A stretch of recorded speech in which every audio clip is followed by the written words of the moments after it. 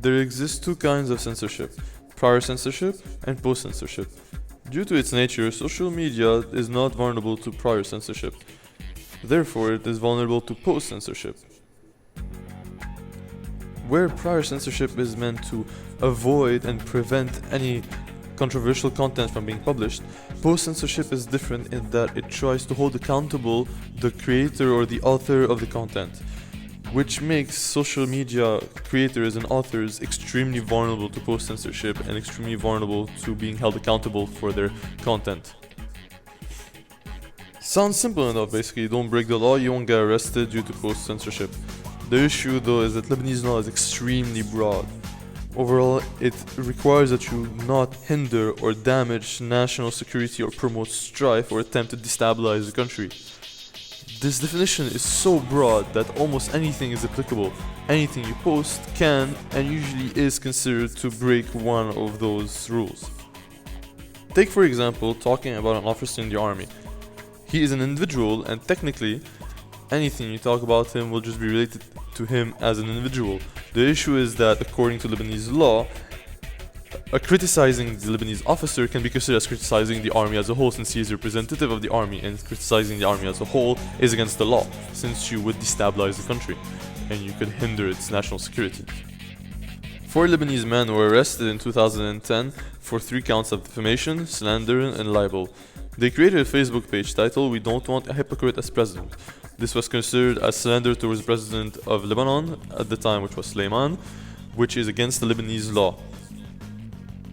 When asked about the issue, the Lebanese Justice Ministry stated, "Media freedom in Lebanon and any civilized country reaches its limits when the content is pure slander and aimed at undermining the head of state."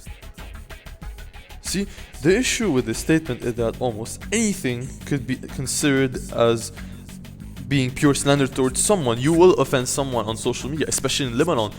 The country is composed of so many political standings and so many religious affiliations that someone will be offended by anything you post.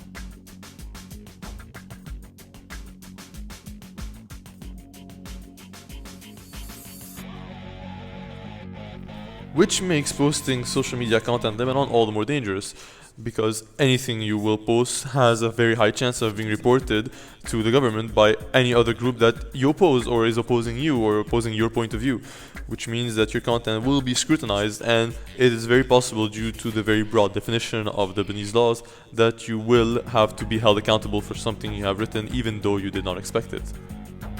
You must remember, these are public sites. Anything you do will be viewed by someone, and in Lebanon, with so many different points of views, someone has a very high chance of being offended and of reporting you, and then there is a very high chance you'll be scrutinized and maybe something will be held accountable against you. Don't get me wrong, this does not mean you should stop posting anything.